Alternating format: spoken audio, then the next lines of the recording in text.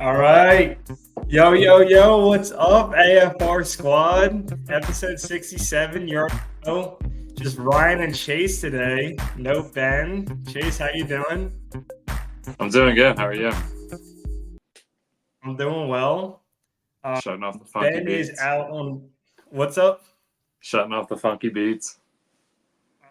I felt like it was a nice rhythm to start the show. You already know we gotta add more music. I think definitely spices up after further review, and the fans would like it too. So Oh yeah. get some more funky beats in there. I like that one. But no, Ben's on Ben took PTO this week, so just Chase and I on the old Philly grind. Too bad we couldn't get together for this one like the beach, but pond will have to do across the Pennsylvania pond will have to do for this show. Oh yeah. Yeah, it's still nice Yeah. doing it together though, but I definitely miss Ben. Yeah, for sure, Ben. And hope you're enjoying Washington State. And we'll see you next for episode 68. We did skip last week's show. Well, we didn't skip it, but we passed on last week's show. Wanted to get ready for this one. Obviously, the conference finals, both from the NHL and the NBA, were wrapping up. Wasn't anything too crazy going on. The NHL conference finals, I think, were a little more exciting than the NBA ones, but we can get right into it. We might as well start with the NBA Finals previews. Mavericks, Celtics. It's two teams. One team I think we basically all expected. One team I'm really shocked was there. Chase, I don't know what your like initial takes are Celtics Mavericks, but it's an interesting matchup for sure. And obviously, there's always a storyline, right? And this one's Kyrie, of course, being that he played on the Celtics, and that stint was like awful. Good, but they didn't do anything more than that. Yeah. It feels like a lifetime ago that Kyrie was a Celtic. So it's almost like a new life for him to be able to get a chance at this and get another crack at a championship.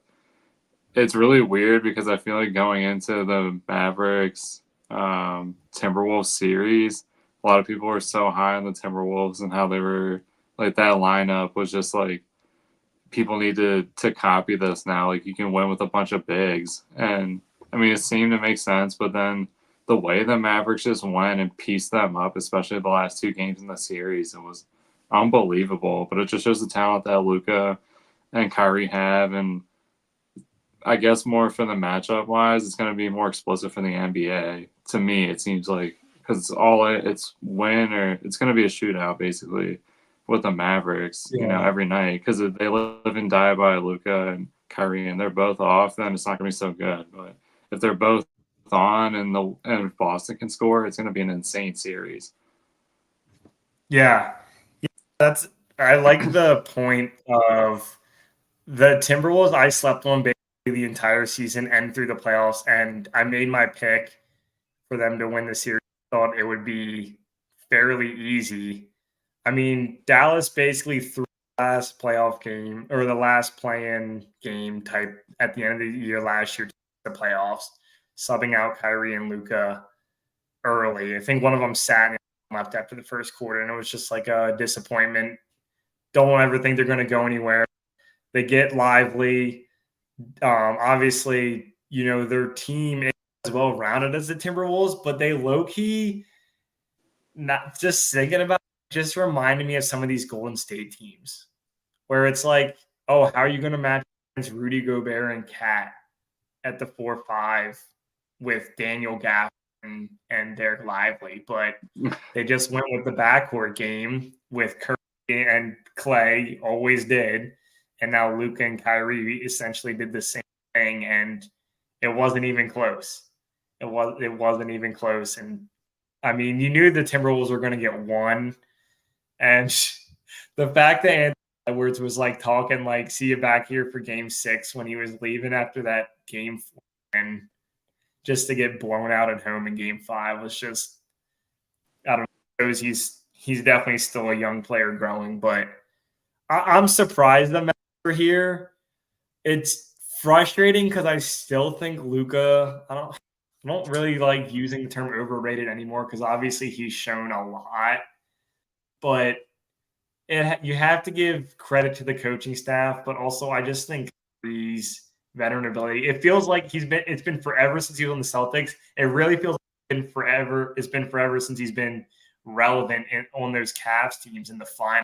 Like it's been almost a decade, and just here he is again, being the number two, but able to heat up in any fourth quarter and close out games.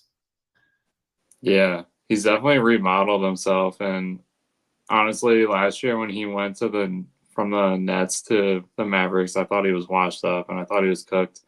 And I didn't think he had anything left on those tires. But I mean, I don't know actually how many games he did end up playing this season, but he was way more active than I would have considered. You know, I thought he was just more of a Clipper style player where he's just a name at this point. But he really showed out in this playoffs, like you said.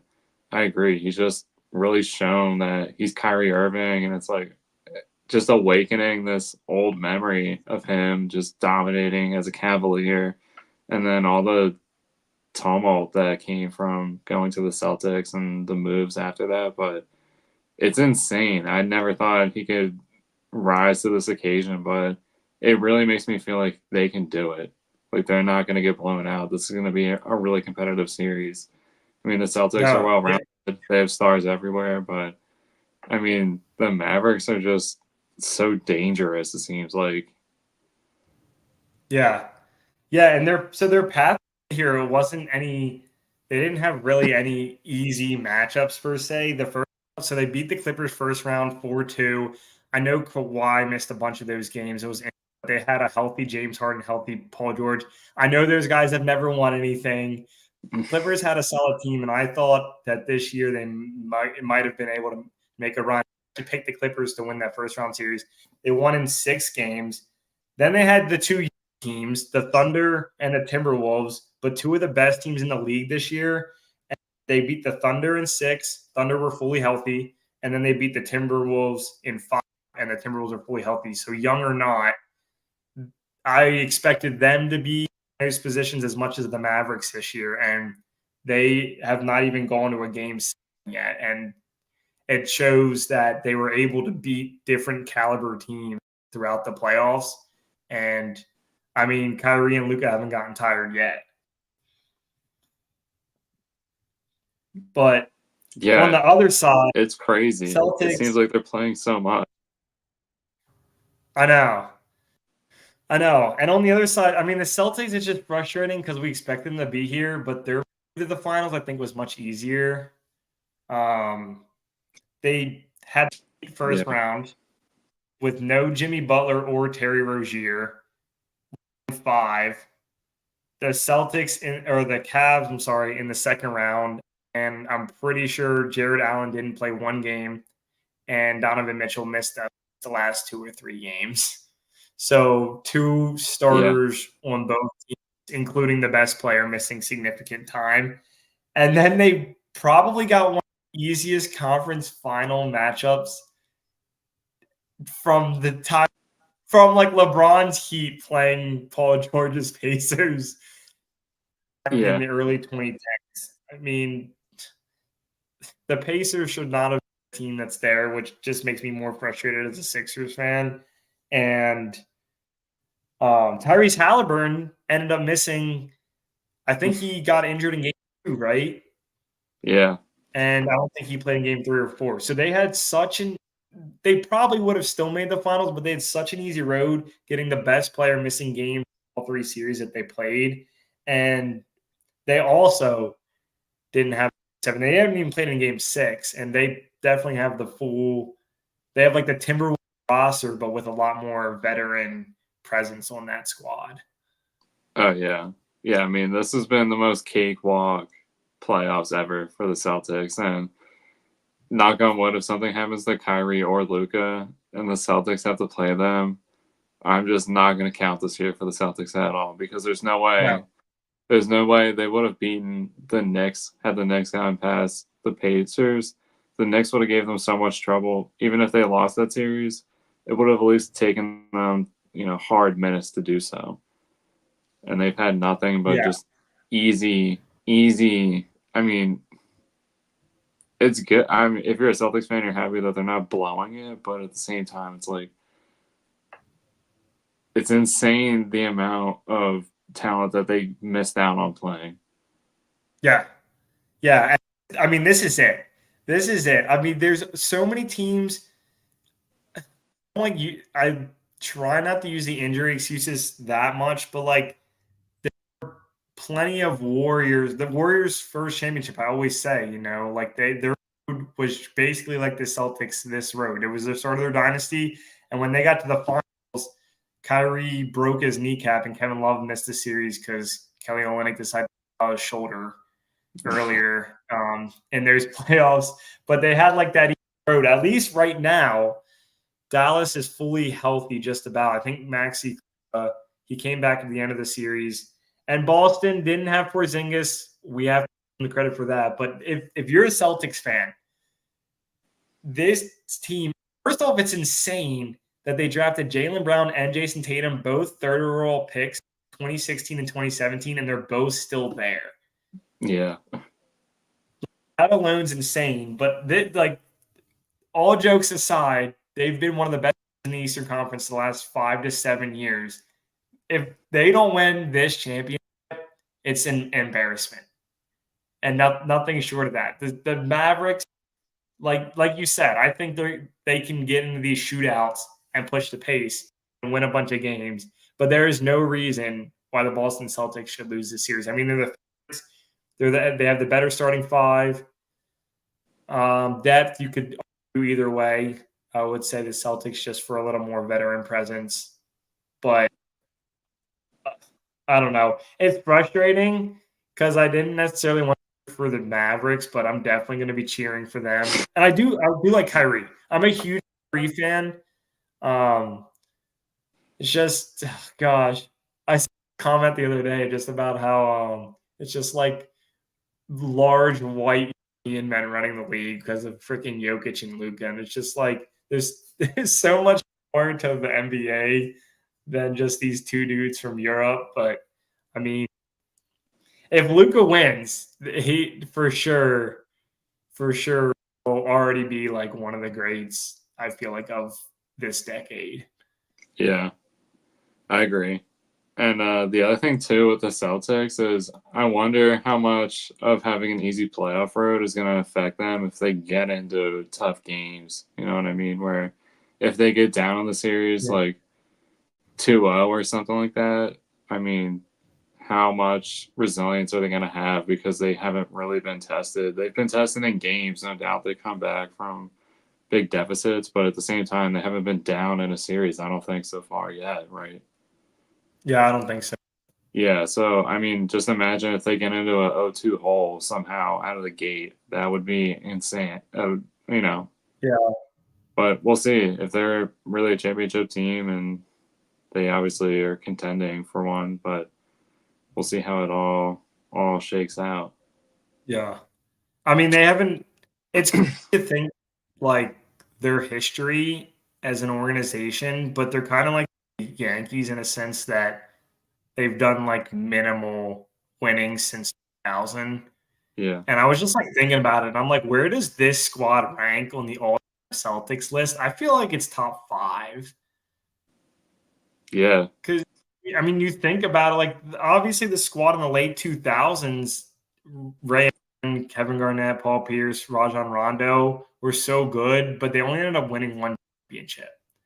Yep. And even though this squad has been good for 7 years, I feel like they could still be good for another 5 to 7.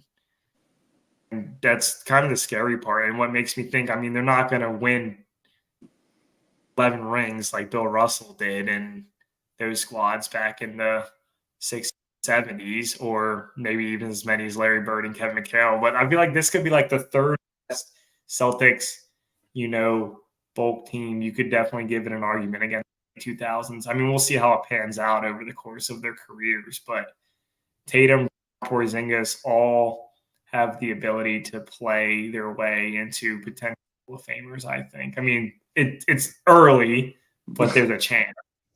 Yeah. I mean, they've been putting together quite the resumes, and the only thing that's really going to cement that is championships. So I agree. Yeah. Yeah. And the only thing with the Mavericks is their last championship was the really weird one in 2011 where they didn't really have they had one superstar with Dirk and then like a bunch of good older players, weird role players, and they made it work. Yeah. And do you think, wait, who's the is the Mavs coach Jason Kidd? Yeah. And wasn't he on that team in 2011? Don't Probably. quote me on that, but if Yeah. he was actually that, it would kind of make sense why they made the sign. I didn't even think about that till right now, but that would be Yeah.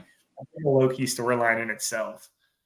Yeah. No, that would be crazy if that, like, because that was a weird series too. I was against the Heat, right? And LeBron just choked so Yeah, hard. that was when everyone basically was like, he's just a choke artist and he can't win. Yeah. Because that was like that would be like the Celtics losing the series. Tatum would just be like the ultimate choke artist. Yeah. But I don't know. It'll be interesting. Do you have any picks? Do you have any predictions? You predicted the Nuggets last year, I think. I think you did the correct amount of Yeah. games. But that was, I mean, they were steamrolling people. This one's tough. I really want the Mavericks to win just because I don't want the Celtics to win anything ever. But it's tough. I mean, I could see the Celtics in like 6 or 7. But I do think Yeah, it's gonna go like the whole series. What about you? yeah, yeah. I agree. Spot on. I think Celtics in 6. I don't think it's gonna be. The Mavericks have for sure surprised me, and this is exactly what I did with the Timberwolves, hyping them up for the conference finals when they choked. So I could be way off here, but I think they're going to get at least a couple games. I think their only chance of them winning, I know Chuck and those guys always talk about must win games. I'm going to call out bold prediction here. Must win game for the Mavericks is game 1. Yeah, If they lose game 1, I don't think they have any chance of winning the series. They could force it 6 or 7 games. I do not think they win the series unless they win game 1. yeah, I totally agree with that. Clutch. No, but obviously it'll be exciting, and that starts Thursday, June 6th, and I think basically every 2 or 3 days after that, so a 2 week span. And also starting this weekend, Chase, is the Cup Finals in the NHL, and I don't know, I'm sure you're probably more excited than I am, but Edmonton Oilers sneaky run and they go up against the Florida Panthers, who have they won all last year, right? Yeah, they went to the finals last year but lost to Oh, Vegas. that's right. That's Yeah. right. But to make a comparison, though, the Oilers are a little bit like the Celtics, where they've just had such an insane lineup between McDavid, Zach Hyman, and Leandro Seidel. Like the way their power plays have been, they were scoring machines and really would just choke in the playoffs. They wouldn't be able to score, and they've changed that this year. They've found really just capitalize on the fact they're already an explosive offense. Their defense is great, and Connor McDavid has just been making play after play, especially in the closeout games against Dallas. And Dallas was super hot going into these playoffs. I mean, they were just on fire, just couldn't stop them from scoring. And Edmonton really locked it down between their goalie play and like I said, the way Connor McDavid was, there were specific plays in the games where he just shut down people, 2 defenders in the defensive zone and got the puck away. And then the way he was able to score, I mean, he's literally just a one-man wrecking crew right now and has so much talent around him. So they're out of all the teams that are playing in the West, they're easily one of the teams that at least a really good team made it out, and you know that they're going in hot. Same thing can be said for Florida. I mean, they dispatched the Rangers. The Rangers were a really hot team. Before that, they knocked out Boston, who, has been choking super hard, and they've been regular season warriors. So they've got to figure out something and make some moves. But Florida easily handed both of those teams, and now they're coming in against the Oilers. Basically, same style of play. They just have a lot of offensive weapons.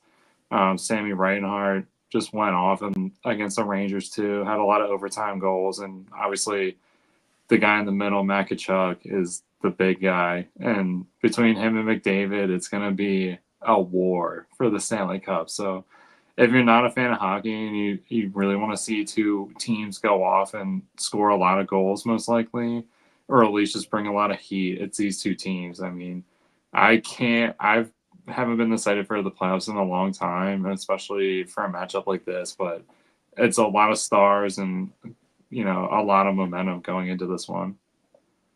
Yeah.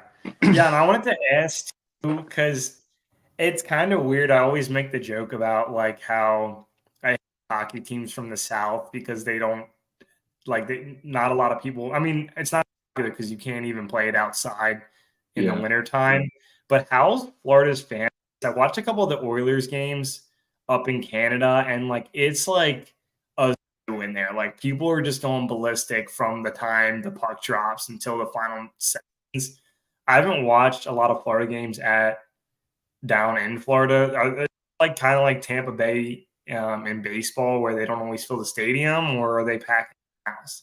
No, they're definitely packing it out, and it seems like Yeah. at least 19,000 Florida meth heads. So they're really active the whole time. They're definitely a rowdy crowd, and I'll give them that because it's Florida, and you don't really think about them having good hockey teams, but the Lightning have been Yeah. That's constantly surprising. contenders, and same thing with the Panthers. Yeah.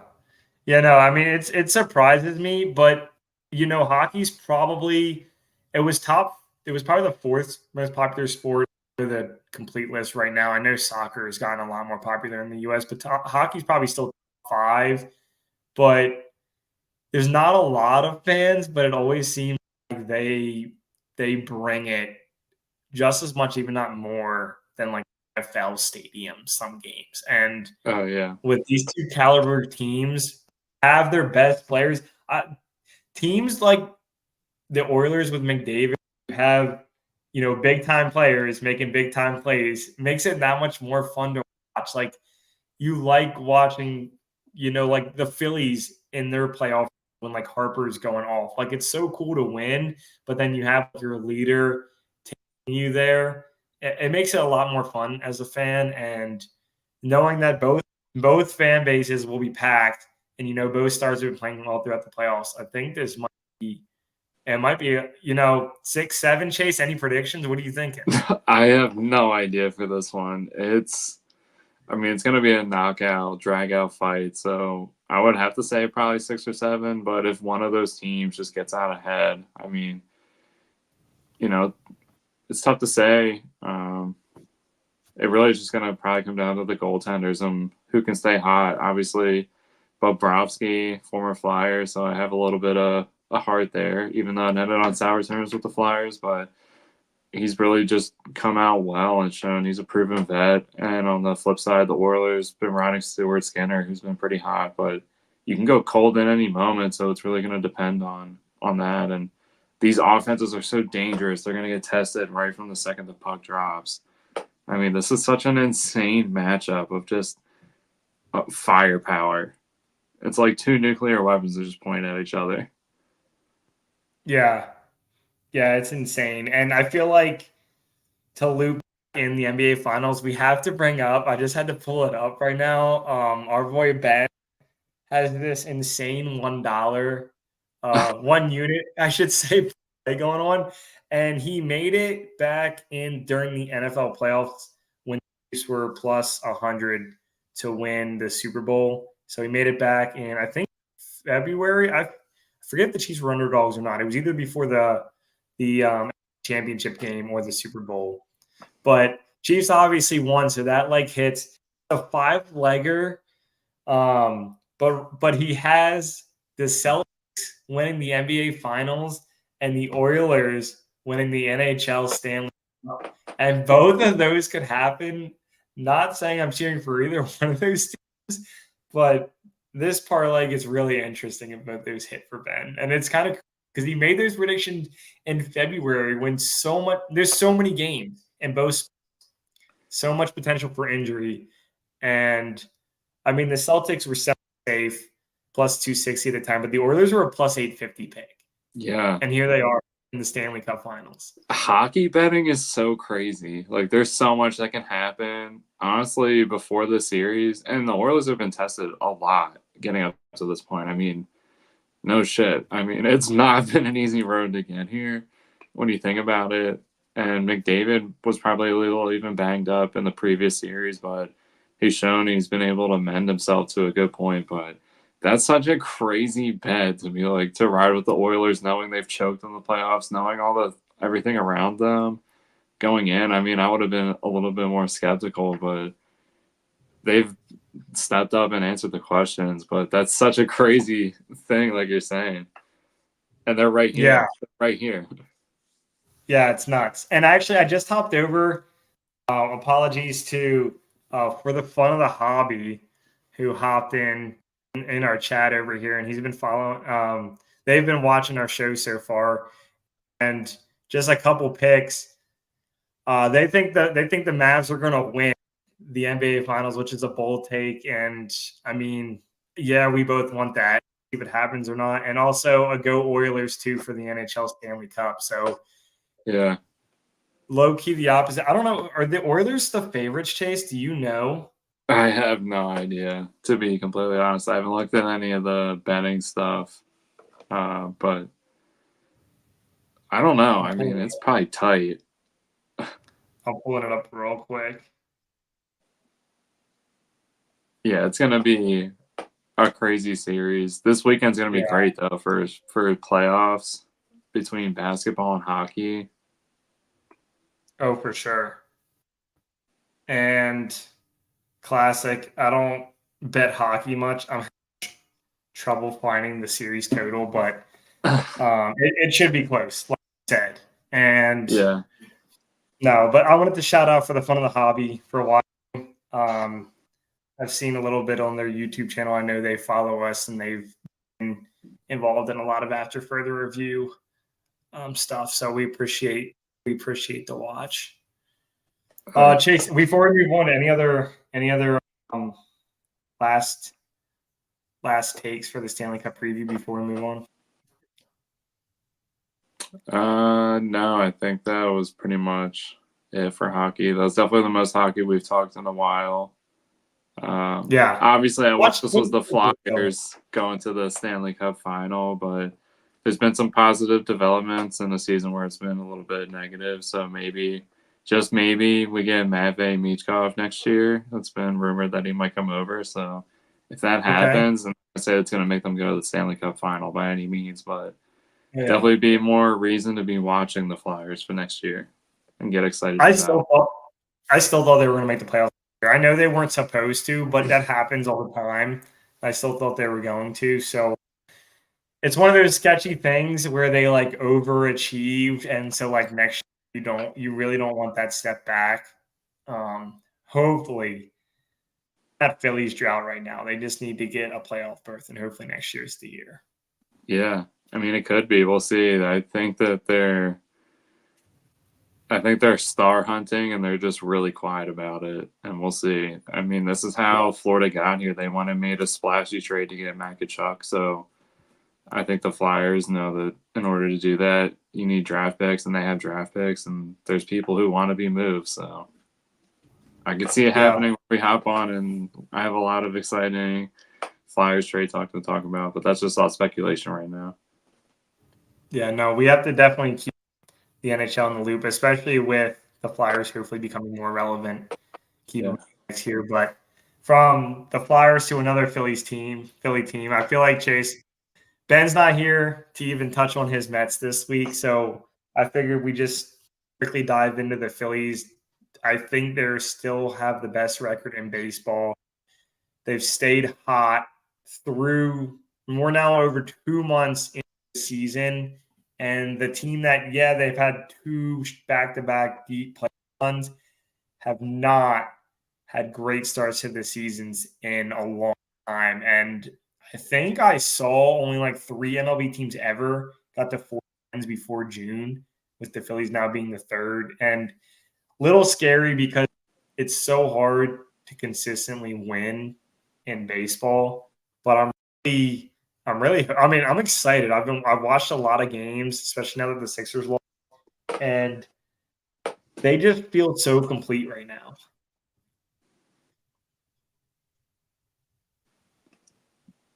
Yeah, just cut out for a little bit, but yeah, it's definitely. I agree. It's been nice to watch them at night, and just the fact they've been so hot. Like I'm terrified that they're gonna get cold at any moment, and it's gonna last for a week or two. But they seem to be a resilient bunch. Like you said, they've been in the playoffs twice now, really deep, and had some heartbreaks, so they know what it's like, where you have to go, and how you reach that summit. So but all that stuff aside, right now, just enjoying the moment. It's definitely been worth it. It reminds me of being a kid watching the Phillies when I was Utley, Howard, Rollins, Worth, Burrell, Victorino. Just there's so many guys on the lineup that you root for, and it's easy to like them and not be some dreck team from 2016 where it's just people that you hate in your entire lineup. And that's probably a little bit the way the Mets feel right now. So it's just like, why are we giving this guy's time? But yeah, it's nice to be back in the seat where every night you can pretty much expect them to win by multiple runs. And the starters, I think, have just been outrageous for the Phillies. And I think it's always easy to talk about the bats and the runs, but it really starts with the pitching. And I feel like that's been talked about, but I feel like that's really where the emphasis should be. Yeah. Yeah, I'm gonna give. Can you hear me again, Chase? Yeah. I gotta give actually some credit to Rob Thompson, because he has been letting the starters pitch. I mean, Wheeler in his last outing, 114 pitches. He gave up a hit in the seventh inning, over 100 pitches, and he left him out there because he knew he would get an extended break this time around the rotation. Rangers start Suarez, the stinger on the hand. Thankfully, nothing serious. I think he might miss one start. Hopefully not Yeah. more than that. But he's been someone known. We watched it in the playoffs, but even outside of the playoffs, fourth, fifth, sixth inning max, pulled the double, like a double in the fifth with 80 pitches, pulled. Rob Thompson's left him out there, been great. And it finally seems like you have trust in your bullpen, but you don't want to just use 4 of them every single night. Because usually, your bullpen guys, you get your 1 inning and then you're done. And to the end of the year, and you get these long playoff runs, and it's kind of like JT at catcher. Like these guys get tired.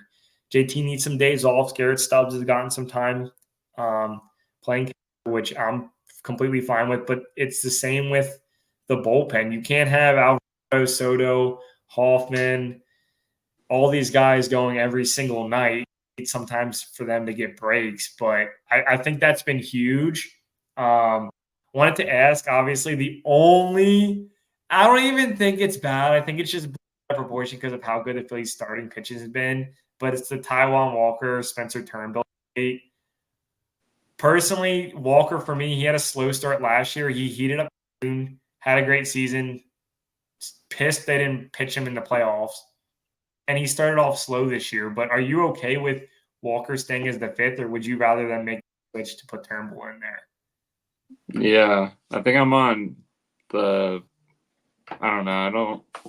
It's a tough side to be on, but I liked what I saw from Turnbull. I don't know if obviously they must feel hesitant that you can keep doing that all year. I mean, he had a nice stretch while he was filling in that spot, and maybe they just feel like that was found money at that point. But yeah, I guess Walker still needs to work through stuff. He's been a little banged up too. So even the fact he started off the year slow, came back, was a little hurt, and it's still been serviceable. I mean, I think it's still going to help the bullpen in the long run. Like as long as you can just go 5 innings or 6 innings, not the same type of where a Ranger goes, where he can definitely go way longer. He's definitely shown it at this point. And between him, Nola, and Wheeler, I feel like it gives you the flexibility to give Sanchez and Turnbull or Walker just to go 5 or 6. You're not really relying on them to go so deep anymore, whereas you had to a little bit last year. Yeah, I mean, it's crazy. I mean, he's your number 5. He's not. I know he Yeah, hasn't been great, but he's the number 5. Like we're in the time now where teams usually do bullpen games, or once they get to their third or fourth pitcher, it's like they're the old style Ranger Suarez where they go 4 or 5 and then they go to the bullpen anyway. And the fact that you basically have 3 guaranteed, you're trying to get through 7, and then Walker, Turnbull, and Chris Sanchez, who we've crapped on plenty of times over the past couple of years, but I've grown. He's another player I've grown to just love. Like you talk about the Phillies team loving him. yeah. I wasn't in love with this team at first, but I've grown to love him. Players like him who have just, he kept quiet, he kept working, and he's having a pretty good start to the year too. And to me, it's not. It's a good problem to have 6 starting pitchers when some teams only have like 3 or 4. Um, I also wanted to ask you because you're a big season guy. Is Taiwan Walker's contract, because of how much he's getting paid, playing any role in him getting to start still? Probably. I mean, he's getting paid an absurd amount of money. It's almost to the Tobias Harris amount, where it's like if he really starts to slide, I'm not going to be able to justify how much he's making versus the production and just the availability too. I mean, that has to factor in just the fact that if you're not available either, and then when you are available, you're not putting up good stats. It's kind of hard to judge Yeah. that. Whereas Turnbull's making not a lot and on a 1-year deal, and he's really shown how good he's been. So I feel like that's part of the reason too why Turnbull's been a little bit more favorable is because he's just making like he was doing a prove it deal because he had a down year, but I mean Walker's getting paid to produce, and Yeah. not playing in the playoffs doesn't help. But I don't know whose decision that was really, but that kind of sucks to be paying that much money because we could be spreading that out over 3 positions when you think about it. Yeah. Yeah, that I don't know why I'm so fixated on that, but that so many Sixers fans were hating on Tobias Harris, but throughout the playoffs, he was still starting in every game, and you could think maybe the contract has something to do with it. Whereas Taiwan Walker last year, he had a good year. I think he led the Phillies in wins. Like he went out there and he gave them a chance to win every single ball game. And you knew Suarez was probably the 3, but they were just trying to force too much onto Nolan Wheeler and then the bullpen. And it was just like, I don't know. It was really weird to me. And, really good first year, doesn't make the playoffs. And now he's been kind of banged up and inconsistent. So it's just been a really weird contract for him so far. But it's still early, which is what makes me nervous about the Phillies playing so well. It's a long baseball season, but I'm hoping. Yeah. I mean, even if he turns it around a little bit, but Yeah, I mean, we're not even to the All-Star break yet, so that's why I'm not really putting so much stock into where they're at right now because, the teams who are doing well now are going to suck after the All-Star break, and players who aren't doing so well now are, and vice versa. So it's just a lot to get to that point and then see what happens and see what shakes out. And, the teams who are in the race too could be making moves if the Braves make a splashy trade. Doesn't seem like they will, but you never know they could because a lot of things can happen in the next 4 weeks. yeah. Yeah, I want to feel good being in first place.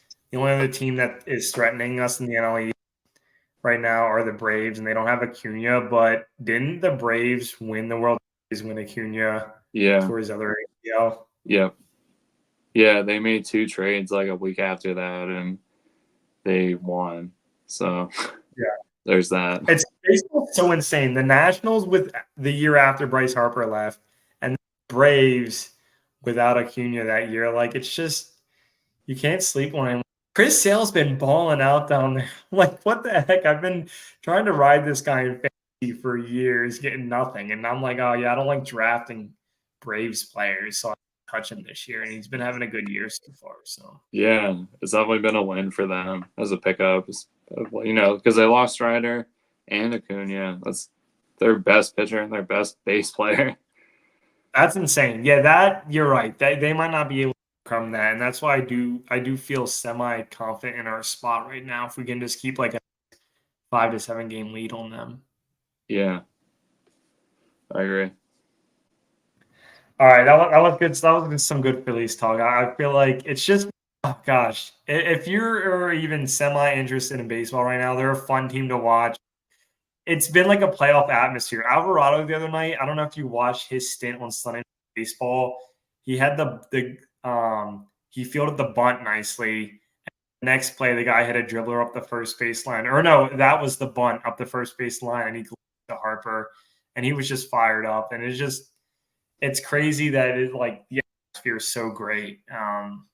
So shout out to the fans because I know they haven't always been packing out the ballpark in the recent years, but they are now. And Yeah, I mean they're selling out Tuesday home games. 43,000 strong. I mean, there used to be a time where they had sellouts for the entire years, like 3 years straight. They sold out every game, and it was packed like this. So yeah, it's nice that they're finally getting back to that point. yeah, yeah, I love it. I do think that the pitch clock, I was so against it when it happened.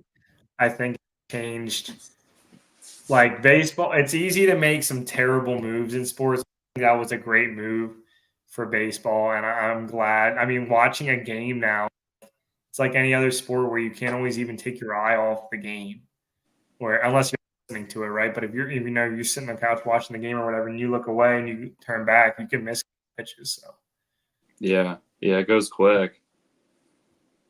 yeah, but no, that was some good baseball talk. It's exciting. It makes it a lot easier to talk about the Phillies when they're playing well.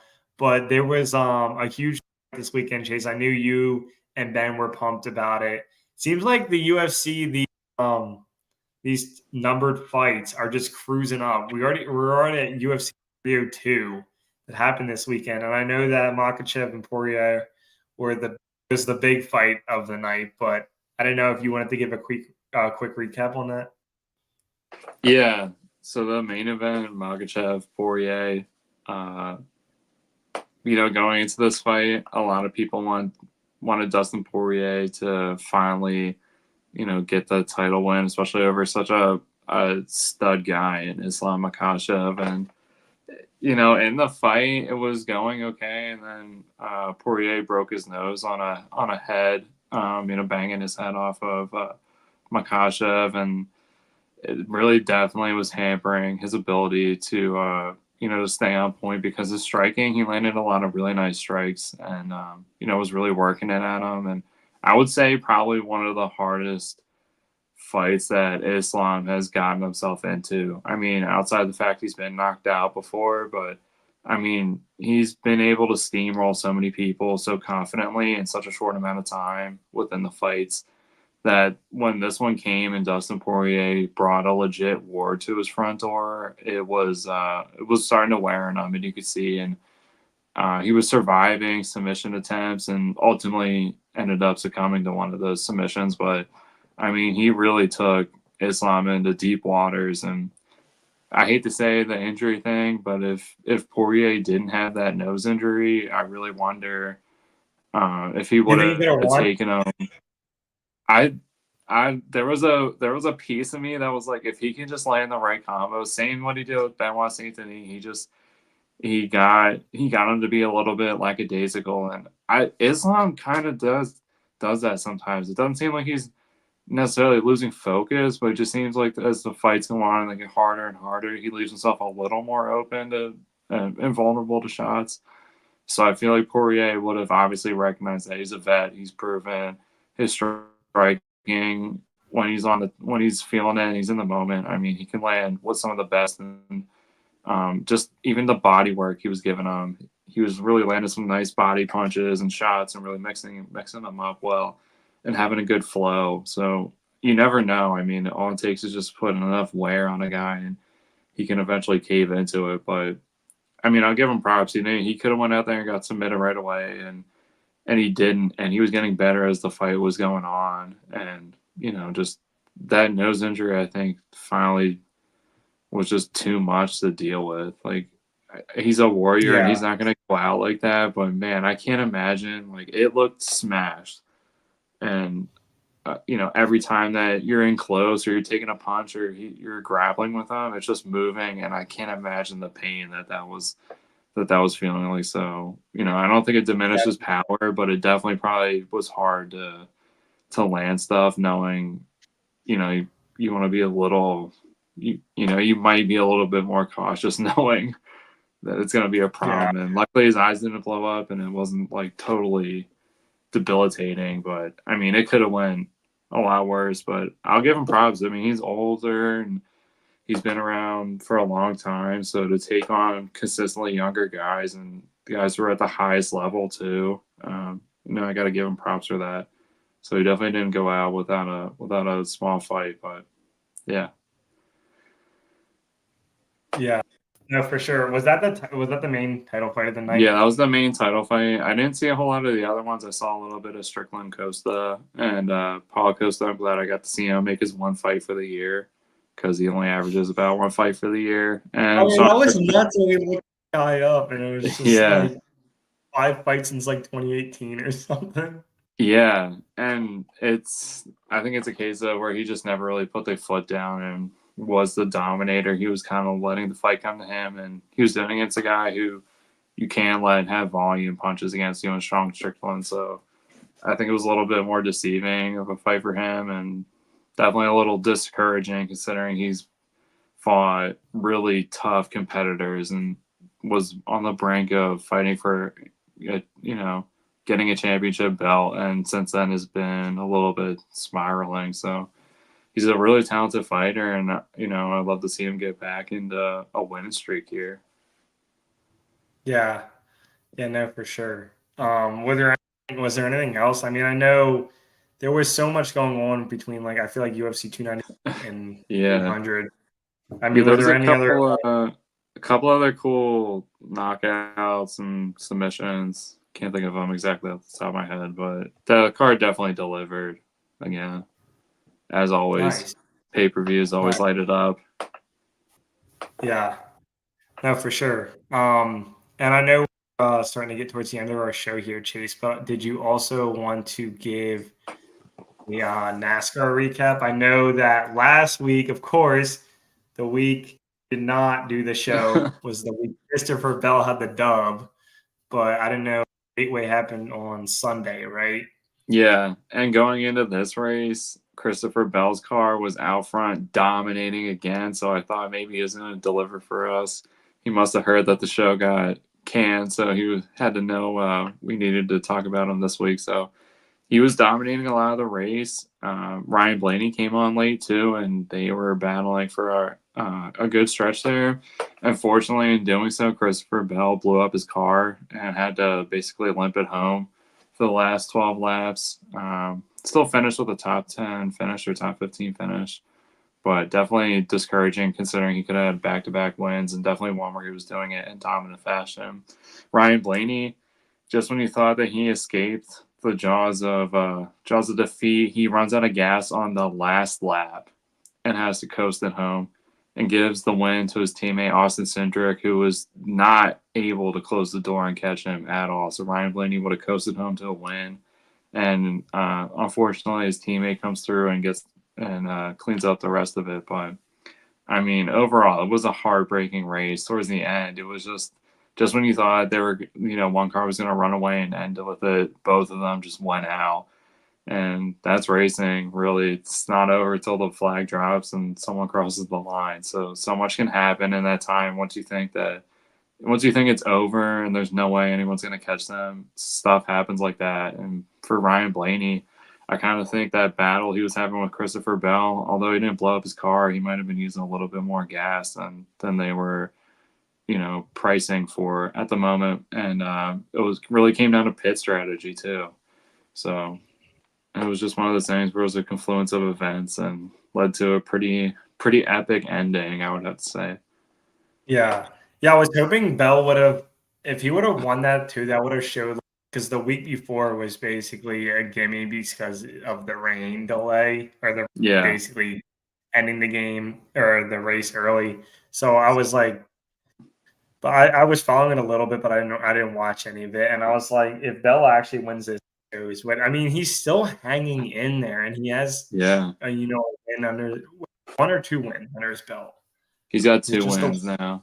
yeah, he got 2 now because he had 1 in the season. So I mean, Yeah. he's hanging in there. So it'd be nuts. It'd be nuts if this pick would end up hitting. But he's been fun to follow, especially because he's not like the top 5 names. I feel like in NASCAR right now. Yeah, I mean, he was competing for last year in the playoffs, and we're still relatively young, and he could easily not be in the same position though. But I mean, I think 3 wins would have tied him for the most wins in the season. There's also been, I think, 11 other winners this year, so it's really been a wide variety of people. It was hasn't been one guy dominating. It was William Byron and Denny Hamlin. I think both have 3, and Christopher Bell is 2. So it really would have just Okay. put him in a position to be, Yeah. obviously locking himself in the playoffs, but getting himself a lot of playoff points in that Yeah. position too. So, I mean, he won both stages, so he was really dominant all day, and it's unfortunate they blew up the car. Hopefully, they can get it fixed, and he can come back out and keep this hot streak going. I mean, he had a couple DNFs and it was a little bit down, but ever since then, they've really locked in his car. So, gotta Yeah. like the way that the Christopher Bell machine's moving. I know. I love it. And I love it too because it's just how every sport there's so much parity. Like NASCAR is one where I mean some racers just have better techniques or a better car or a better team. But even this year with the parity, I mean, it gives guys like Christopher Bell, who might be the favorite or even the top 3 favorite to win, a chance to actually win. So, like, I mean, the NFL has been high on that. We've been talking about that with the NBA for years. The NHL's gotten more popular. The WNBA now is Yeah, mentioned, and even NASCAR. Like, it's you have like your big name guys, but like one of the names that I always like hear when I'm watching, I'm like, oh yeah, it's like Brad Keselowski's, and he hasn't even yeah, done much this year. Like, not yeah. done that much. He's still a big name, right? So it's just crazy Yeah. how this season are. Yeah, this season's been crazy. If you're not a fan of one of the top drivers, one of your guys probably got to win. It's been Daniel Suarez got to win this year. If I had to bet money at the beginning of the year, I would have bet money he doesn't get a win at all. And Yeah, he came in with a win. Austin Cindric was running hot for a while, but he seemed to be on a cold streak. Got a win this past weekend. So just when you think, Brad Keselowski, same thing. He got a win, and before that, he was struggling. I mean, that team was not good. And they really came on the last few weeks too. So it's been crazy this year, like how much it's been spread out, and everyone's got a legit chance to get in there. yeah, yeah. It's exciting. It's exciting, and there's a new layout too, right? So it's more points based necessarily Yeah, than just win. So I mean, you're not out of it until the end of the year. So it's cool. I'm excited. What's the next race? What this Sunday?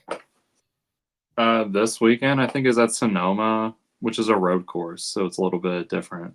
We'll get to really see the guys, go left and right. So everyone that shits on them only going one way for a turn can't say that this Yeah, weekend. yeah. It's like I always think of tennis in that sense because I mean, tennis main tournaments. There's someone grass, someone clay, someone hard, uh, Yeah, pavement, right? So it's a mix, and like you have you have races like Martinsburg where um, it's like a just complete crapshoot because it's like so tiny, but then there's like other long stuff. So it's a good mix. yeah, and they've been Um, adding a lot more like street races and road courses. So it's just more variety, and I think it just lends more to the fact that the drivers are more talented now, more than ever.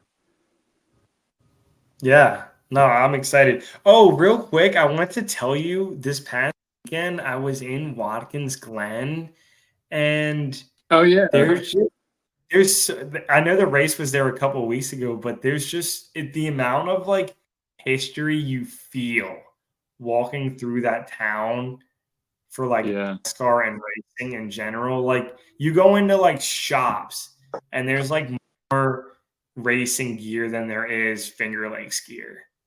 yeah. No, It's it's just, I mean, crazy. it's a cool scene. I mean, for a NASCAR fan, I mean, I didn't obviously I wasn't there for the race happened a couple weeks ago, but I was there. I was like, just you don't think of NASCAR as being that like as much rich in history as like something like baseball, but Yeah. I was actually listening to an old race today. I don't know if you can see it, oh yeah, but it's from Watkins Glen. So it was a road course from 2007. But yeah, no, oh my that road course especially is like one of the more historic ones, and it's definitely lent itself to being a great NASCAR race. I know sometimes like stereotypical NASCAR, you probably think it wouldn't be that good, but I mean the drivers are so talented, and they grew up racing on a lot of courses like that. So I'm not gonna say that they specifically grew up road racing, but they did a lot of specific stuff like that. So it was that was cool. I didn't even got to see it, but that's awesome. yeah. Well, I didn't get to see Well, the actual the racetrack, yeah, but yeah, I didn't see the actual racetrack, but we were in town, and it's just there's so much. It's just like you like can just feel it, like walking yeah, through the town. Cool. yeah, that's so neat. I've never been, but it would be neat to go. Yeah, no, for sure. But we actually had a comment drop in about if we're going to do the Immaculate Good or not for the fun of the hobby. He's been watching our entire show. We really appreciate it, and of course, we're going to have to do it. And you will have to bear with me as I quickly pull this up. But Chase, I don't know if you can quickly pull up the stream, the YouTube stream on your phone, just to see if you can follow the comment, just in case anyone puts it in. Oh yeah, all If good. anyone puts it in, and I know for the fun of the hobby, they seem ready to play. If you want to quickly just pull that up, just so you can follow along to see if there's anything there, and I Yeah. can go ahead and share my screen. Oh yeah. Yep, I got it up.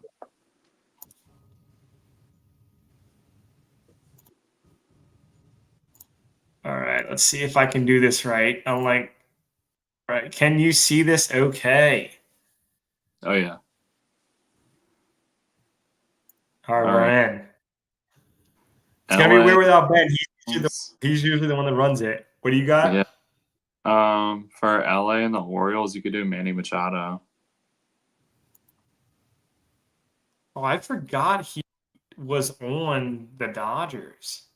Yeah, for a hot minute. Oh my gosh, I don't know how I didn't remember that. All right, play catcher for the Orioles, Matt Wieters. Oh yes, Matt Wieters. Might be IE. Oh, good call. All right, Love the Matt first player. Terrible fantasy guy. first round draft pick for the Orioles. Oh man. Well, there's a lot you can go with of the current crop, or you could do like one of their all like other ones. Like I think Dylan Bundy was a first round pick, or you could just be safe and say like Gunnar Henderson. Oh, true. You want to just be safe. Yeah. Just we got board here. Oh, Oh, the probably should have safe. Heston Kierstead. Who? Heston Kierstead. Oh yeah. Yep, Okay. that's more like it. From Gunner. the comments, we have Tyler Glass now for the Rays Dodgers. A good hit. I don't know what I want to look up the Gunnar Henderson draft now. I know when he was He might have picked. been second round. Now that I'm thinking about it. Yeah. All right, LA Oh, and the Twinkies. That's a tough one. that is. I feel like a Blake Trinan was for both. Trinan. Yeah, that guy. Nope. All right, Oh, what was a shot in the dark? I already trashed it with I, the pick, so. there are 3 left, so I don't know if it's worth going easy or not. From the comments, we have a sketchy Brent Honeywell for the Rays first round. What was the name? Brent Honeywell. That's him. Nope. Oh, I respect the guess though. We're already in the hole. All right, let's do played catcher for the Rays, Rocco Baldelli. I like it. What? Oh my gosh. Oh my gosh. This Wow, is we one of were our worst tanking ever. on this one. He'll be pissed when he sees this. All right, well, you know what we should do for LA and the Twins? We should just put LaTroy Hawkins. Oh yeah. You might as well If we're going to through. go out, we're going down swinging. Oh. All right, well, we went for it. Anybody big we missed? Joey Gallo. I feel like Evan Longoria classic. We should have known. Yeah, that was Jackson. Bro, dang. all these Orioles are the same. They all look They the all same. went with like, yeah. They all look Dang, that was a brutal one. That might have been our worst baseball one in a while. 4. All right, yeah, we got to do a lot better than that. All right, men's basketball. We might as well go through them real quick. Oh, Lakers Sixers. Oh, there's a lot to do there. What about like Montrezl Harrell? Do it. Trezl.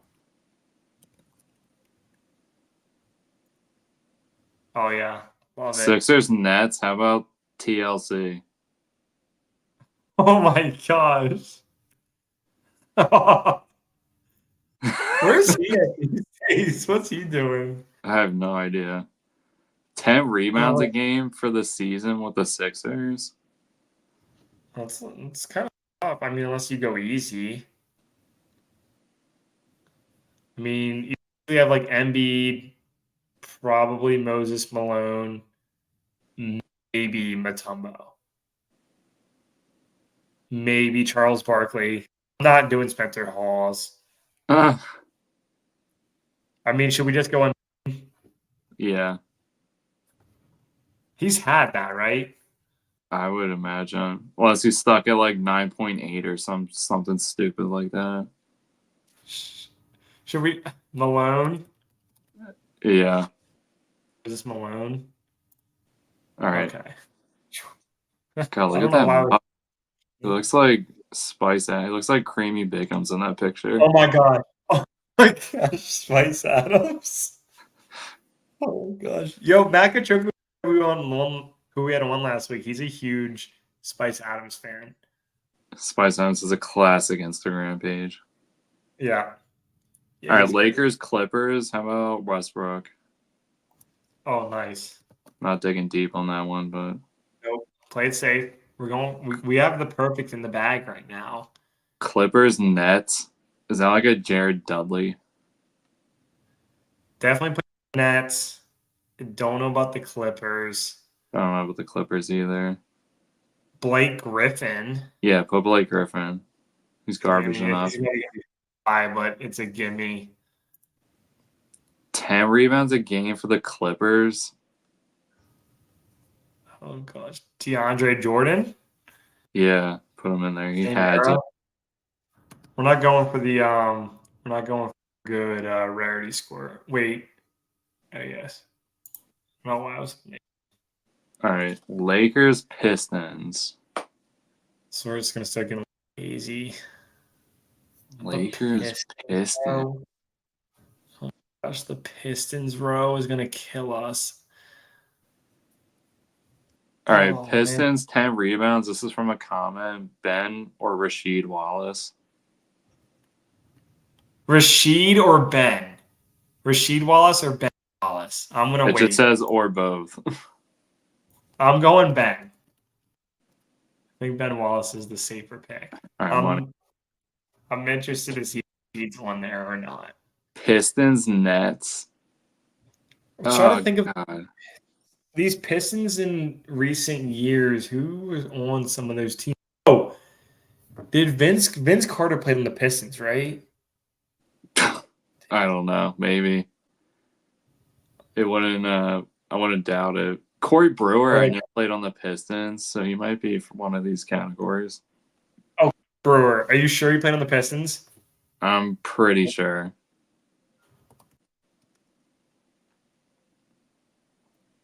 Fuck. Oh, well, I'll go for it. Nope. Oh, All right, so I guess he never played for either of those teams. anyone big we missed? Oh, Oh, I didn't Blake know Griffin Rob. fit in that one too. That's weird. I forgot. Dang. Oh, yeah. Ben Simmons. I didn't know Dennis Rodman went to the Lakers. Yeah, I didn't know that either. That was way before my time.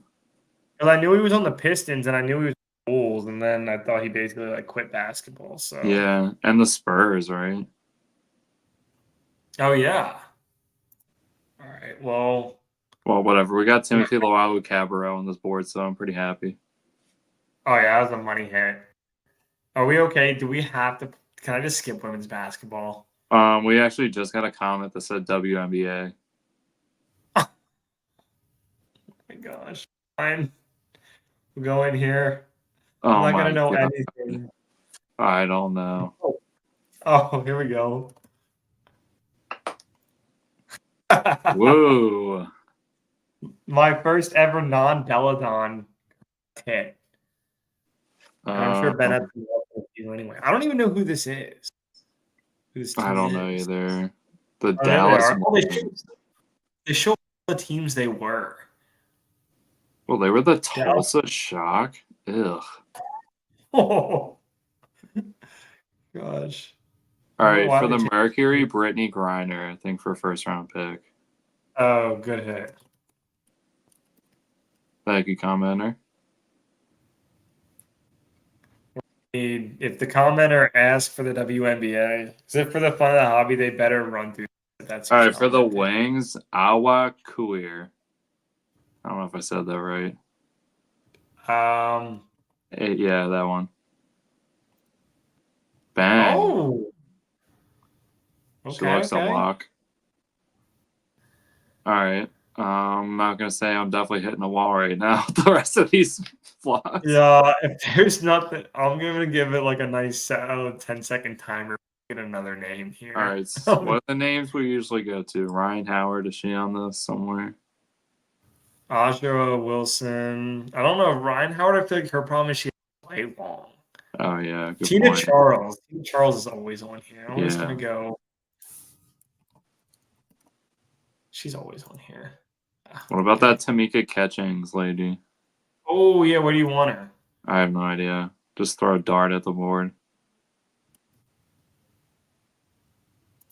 Nope. I'll try up here. We'll try one more. Because I feel like she has to be up there. All right. Do we have any more comments? No. All right. Straight giving up. Oh, Leslie Cambridge. Okay. That's about the only other name I really know. Dang. All right. Well, we can end on football if you want to do that real quick. Yeah. Oh yeah. For it. Okay. Okay. A lot of teams. Okay. Cardinals, Vikings, Adrian Peterson. Good hit. I'm just gonna hit the Fitzgerald Oh yeah. while I'm here. Vikings, Seahawks, Percy Harvin, I think. Oh yeah. Nice hit, Chase. Vikings, Seahawks is from the comments. Tavares Jackson. Oh, we just put Percy there. Oh, shit. You said Vikings. Apologize for that. Vikings, Billies, Stephon Diggs. Don't forget that he was a Viking. All right, the Titans time. Good God. Oh, with the Bills 5,000-yard receiving, that wasn't the Diggs category we needed. 5,000 yards career for the Bills. Who's that guy They gotta think about their old timey receivers. Wasn't that guy you guys always named mid 2000s? Lee Evans. Yeah, is that? Does he have 5,000 yards? Is a lot. Yeah. We can try to tackle this Titan category first if you want. Yeah. I feel like Reggie Bullock had to kick somewhere else besides the Titans. Or I don't know who else had kick there. Oh, this is gonna be rough. Oh, Marcus Yoda, he's jumped around a little bit. Vince Young's jumped around. Yeah. Oh, Ryan Fitzpatrick played on Tennessee, right? Yeah, Tennessee and Buffalo. Can't forget about him. Tennessee and the Seahawks. The hell? It's gotta be some weird defensive guy. Oh my gosh, this is tough. I got nothing. Seahawks 5,000 career. Does DK have 5,000 yards yet? I don't know. Oh, who do they have? Who do they have with Russell Wilson? Do they have Anquan Bolden? No, they had Doug Baldwin. Doug Baldwin. Oh my gosh. Doug Yeah. Baldwin and God. And Jermaine Curse or whatever. Oh yeah. And I'm not sure. I guess it could be a tight end, but I don't know if that's gonna. oh yeah. What tight ends do they have? Greg Olson? Yeah, do they just they have to have they don't have to have 5,000 yards for them, right? Just total. Yeah, total in a career. Okay. Or Graham. Yeah, Jimmy Graham probably is 5,000. Graham has to have 5,000. All Hell right, yeah. there we go. 5,000 yards for the Bills. Damn, there was that guy who went to Kutztown that played there with the Bills. Andre Rison. Try him. He might have 5,000 yards. Okay.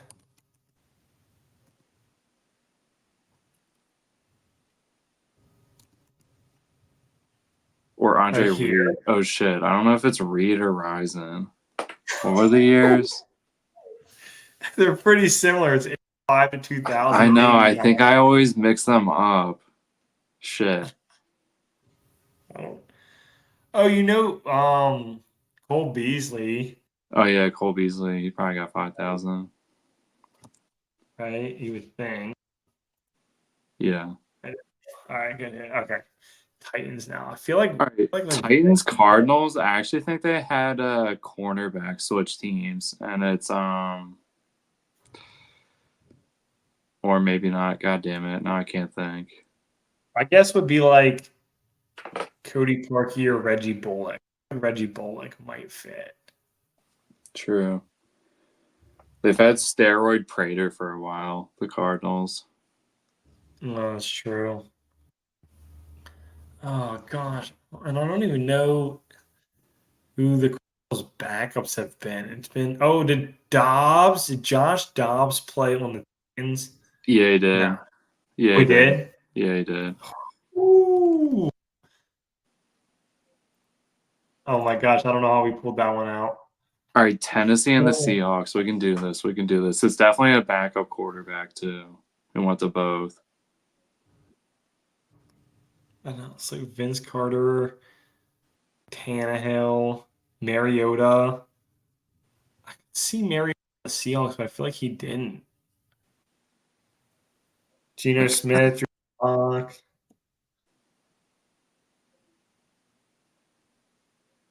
Oh, it's tough. I don't know anyone else unless like a Delaney Walker or some like weird tight end. Oh yeah. Um.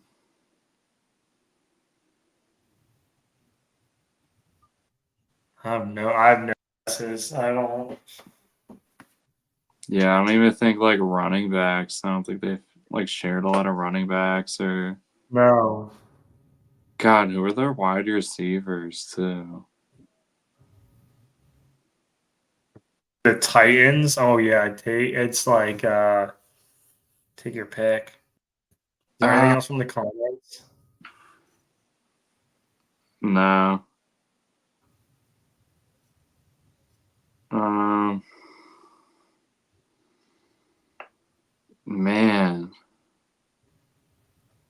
I have a guess. I don't know if this is right, but That's fair. oh wait, maybe this guy switched team. No. Uh, Shit. Now I'm like confused in my head if this actually happened. All right. Well, I have two then, but we only have one All guess. right. So I'm gonna go with Jarrell Casey, Who's your other guess? Austin Johnson.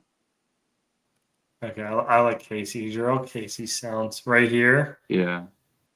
9 years. Do you want me to see how many years the other guy played? Yeah. I don't know how long. I think he's been in the league since like 2014 or something. Austin Johnson. Yeah. He's still playing. Okay. All right, well, let's go with the first guy, Jarrell. I think. Damn it. Good Who try. Good was try. it? Matt Hasselbeck. Oh, Shit. there it is. There's the backup. Oh my gosh, I didn't even think Yeah. of DeAndre Hopkins either. Oh, Oh it my was gosh, Jay Chase. Reed. Damn. That's insane that you knew that. All right. Well, I know I mixed it up now, so now I have to remember it's Reed. Yeah. Yeah, for sure. That was fun. I appreciate it. That was a good I wasn't about to run the immaculate grid, but it one. seemed like the fun of the hobby was in, so that was cool. Yeah, it was worth it. But no, for sure. Overall, good show, Chase. I'm glad that we got to do our first ever brothers only podcast. So it yeah. went well. And if we did miss Ben though, Ben back for episode 68 next Tuesday evening. Hop back on Ram. For now, if you caught us live, we appreciate you hopping on. If not, it should be on Spotify within the next couple of days. Apple Podcasts, however you listened to your podcast, or on YouTube, be on there. But for now, I can wrap us up to our outgoing. Oh yeah. From Chase, Ryan, enjoy the NBA Finals and the Stanley Cup Finals, and we'll catch you next week. We out. After further review. Peace.